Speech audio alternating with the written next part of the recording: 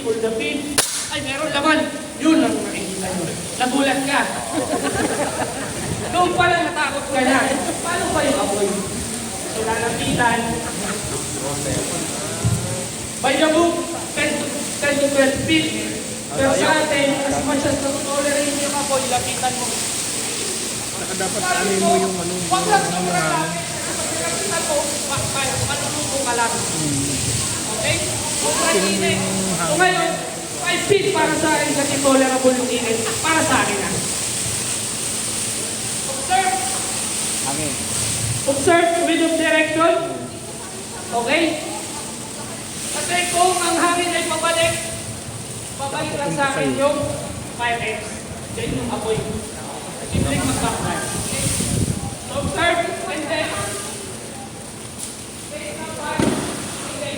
huwag mo uubusin para hindi masyadong kumalat. Reminder, pag nagamit na, ibalik na sa provider tayo, hindi na ubos. Sir, ma'am, hindi to parang ulam. Pwede pa itago, 3 days, initin na lang. Hindi na po.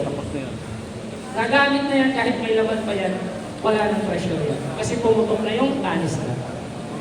So possible, for safety, ibalik na agad sa provider. Yun na yung error. Kasi nagamit na. Kasi nagamit na.